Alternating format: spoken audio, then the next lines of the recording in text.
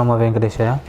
కుంభలగ్నం, కుంభరాశి. ఈ యొక్క కుంభలగ్నానికి లగ్న వ్యయాధిపతి అయిన శనేశ్వరుడు లగ్నంలోనే ఉండడం వల్ల గోచార రీత్యా శశమహాపురుష యోగం అనే ఒక యోగం ఏర్పడింది. దానివల్ల స్టామినా, ఇమ్యూనిటీ బాగా పెంపొందడం, దేహ దారుఢ్యత, శారీరక దృఢత్వం కూడా పెంపొందడం, అలాగే మాడతీరు బాగా మెరుగుపడడం, సోదరీ వర్గీయుల సహాయ సహకారాలు బాగా లభించడం, ఇట్లాంటి మంగళకరమైన శుభకరమైన ఫలితాలు కలిగే అవకాశం పరిపూర్ణంగా ఉంది.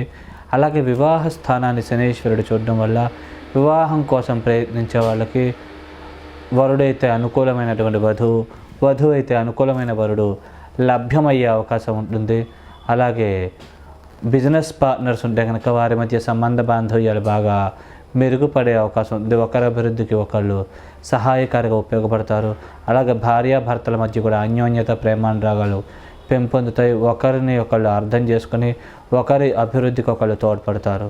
అలాగే వృత్తి స్థానాన్ని కూడా శని చూడడం వల్ల వృత్తిపరంగా ప్రమోషన్లు, ఇంక్రిమెంట్లు ఇట్లాంటివి లభ్యమయ్యే అవకాశం ఉంది. ట్రాన్స్ఫర్స్ కోసం ప్రయత్నిస్తే కనుక మీరు ఏదైతే అనుకుంటున్నారో ఆ ప్లేస్కి ట్రాన్స్ఫర్స్ లభించే అవకాశం ఉంది.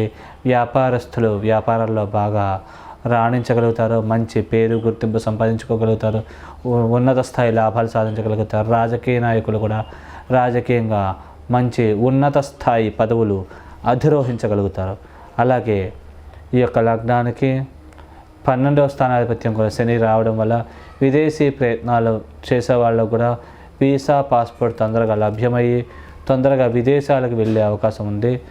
అలాగే అక్కడ సెటిల్మెంట్ కూడా అయ్యే అవకాశం ఉంటుంది.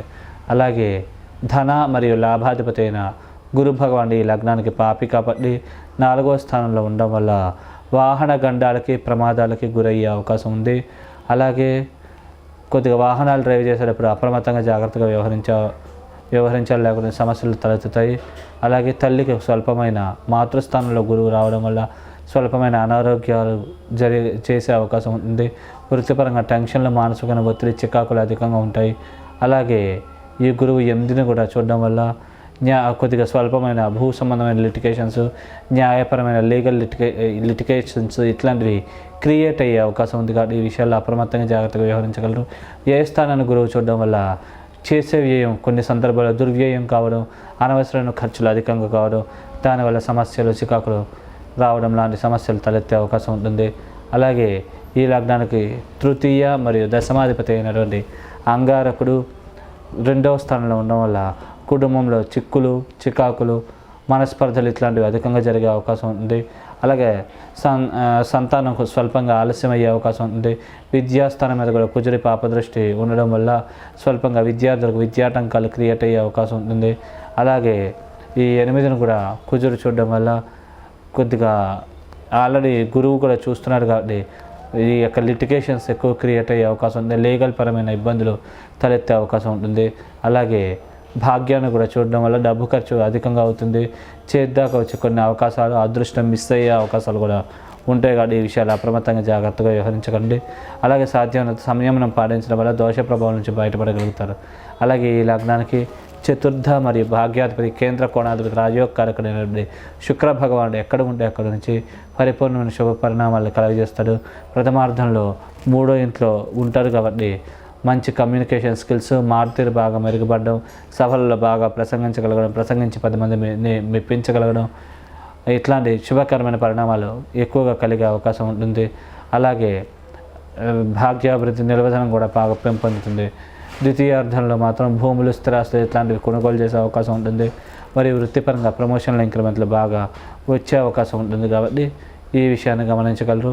అలాగే ఈ యొక్క లగ్నానికి షష్ఠ మరియు భాగ్యాధిపతి అయినటువంటి ఈ యొక్క బుధ భగవానుడు ఈ యొక్క లగ్నానికి యోగకారకుడు కాబట్టి మంచి శుభకరమైన అనుకూలమైన ఫలితాలను ఇచ్చే అవకాశం ఉంటుంది.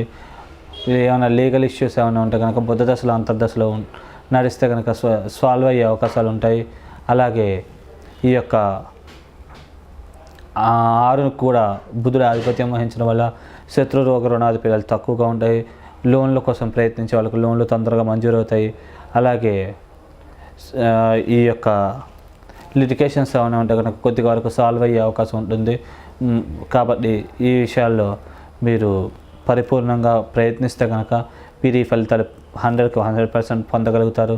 అలాగే ఈ యొక్క లగ్నానికి షష్టాధిపతి అయిన చంద్రుడు ఈ లగ్నానికి పాపే కాబట్టి ఎక్కడ ఉంటే అక్కడి నుంచి కొద్దిగా వ్యతిరేకమైన, అశుభకరమైన, అమంగళకరమైన ఫలితాలనే ఇచ్చే అవకాశం ఉంటుంది. కాబట్టి చంద్రదశలు అంతర్దశలు నడిచినట్లయితే తగు జాగ్రత్తలు తీసుకున్నట్లయితే దోష ప్రభావం నుంచి బయటపడగలుగుతారు. అలాగే ఈ లగ్నానికి సప్తమాధిపతి అయినటువంటి రవి పాపి కాబట్టి, పరిపూర్ణమైన పాపి కాబట్టి కొద్దిగా 3వ స్థానంలో ఉండడం వల్ల మాట వల్ల సమస్యలు, ఇబ్బందులు తలెత్తే అవకాశం ఉంది. ముఖ్యంగా రవి దశలు అంతర్దశలు నడిచినట్లయితే ప్రభావం ఎక్కువగా ఉంటుంది. అలాగే భాగ్యస్థానాన్ని చూడడం వల్ల డబ్బు ఖర్చు అధికంగా కావడము, చేద్దాకా వచ్చే కొన్ని అవకాశాలు మిస్ అవ్వడం లాంటి పరిణామాలు జరిగే అవకాశం ఉంది. ద్వితీయార్థంలో కొద్దిగా భూ సంబంధమైన చిన్న చిన్న లిటికేషన్స్ క్రియేట్ అవ్వడం, మరియు భూ తగాదాలు, మరియు వృత్తిపరంగా టెన్షన్లు, చికాకులు అధికంగా ఉండడం లాంటి సమస్యలని ఇచ్చే అవకాశం ఉంది. కాబట్టి ఈ విషయాలు అప్రమత్తంగా జాగ్రత్తగా వ్యవహరించినట్లయితే దోష ప్రభావం నుంచి బయటపడగలుగుతారు. అన్ని పనులకు కూడా బాగుండే అవకాశం ఉంది.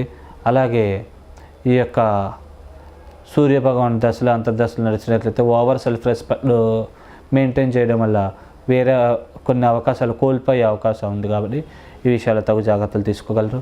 అలాగే 2వ ఇంట్లో రాహువు, 8వ ఇంట్లో కేతువు ఉన్న వల్ల ముందుగా కేతు అయిపోయి రాహు మిగిలితే రాహుకేతు ఇద్దరు కూడా అద్భుతంగా యోగించి లాభిస్తారు.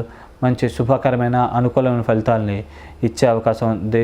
ఏమన్నా భూ సంబంధమైన, న్యాయ సంబంధమైన లిటికేషన్స్ ఏమైనా ఉంటే కనుక కొంచెం వరకు సాల్వ్ అయ్యి మీకు అన్ని పరాలుగా అనుకూలత కలిగే అవకాశం ఉంది. అలాగే ధనాభివృద్ధి అవుతుంది, ఆకస్మిక ధనప్రాప్తి కలుగుతుంది. లాటరీలు, స్పెక్యులేషన్స్ ఇలాంటి వాటి విషయాల్లో కూడా కొద్దిగా వాటి ద్వారా డబ్బులు లభ్యమయ్యే అవకాశం ఉంటుంది. అలా అని ఎక్కువ ట్రై చేయమని కాదండి, ఎక్కువ ఏంటంటే తలవని తలంపుకు కొద్దిగా డబ్బులు వచ్చే అవకాశం ఉంది. అలాగే సంఘంలో పేరు ప్రతిష్టలు, గౌరవ మర్యాదలు బాగా పెరుగుతాయి. అలాగే ఒకవేళ వ్యక్తిగత జాతకులు మీకు ముందుగా కనుక రాహు అయిపోయి కేతు మిగిలితే కనుక కొద్దిగా ఇబ్బందులు, సమస్యలు తలెత్తే అవకాశం ఉంటుంది. ఎందుకంటే ఈ యొక్క శనివర్గ లగ్నం కాబట్టి ఇది ఈ యొక్క కేతు దోషకారి, రాహు యోగకారి అంటే దశల్ని బట్టి ఇవి ఫలితాలు నిర్ణయించబడతాయి. కాబట్టి ముందుగా ఏదైతే శుభుడు ఉన్నారో దశ కాకపోతే మంచిది. ఒకవేళ ముందుగా రాహు అయిపోతే కనుక కొద్దిగా ఈ పరిణామాలు, ఫలితాలన్నీ కూడా వ్యతిరేకంగా జరిగే అవకాశం ఉంది. వీటి యొక్క దోష నివారణార్థం విశేషంగా మీరు సుబ్రహ్మణ్య ఆరాధన మరియు శివారాధన విశేషంగా చేసుకున్నట్లయితే దోష ప్రభావం నుంచి పరిపూర్ణంగా బయటపడి మీరు అనుకున్న పనులన్నీ నెరవేర్చుకోగలుగుతారు. వారి యొక్క స్తోత్ర సంబంధమైన పారాయణలు, అలాగే ఓం శరవణ భవాయ నమః, అలాగే ఓం నమ శివాయ మంత్రాన్ని రోజు 11 సార్లు చొప్పున జపించి బయటికి వెళ్ళినట్లయితే అన్ని పనులకు మంచి జరిగే అవకాశం ఉంటుంది. అలాగే ఈ యొక్క శనగలు ఈ గురువారం కూడా బాగా ఉడకబెట్టి బెల్లంతో పాటు ఆవుకు తినిపించడం మంచిది. లేకుంటే దేవాలయాలకు శనగలు ఇస్తే కనుక వాళ్ళు ఏమన్నా ప్రసాదం కింద వితరణ చేస్తే మీ యొక్క దోష ప్రభావాలన్నీ తగ్గి మీరు అనుకున్న పనులన్నీ కూడా నెరవేరే అవకాశం ఉంది. శుభం.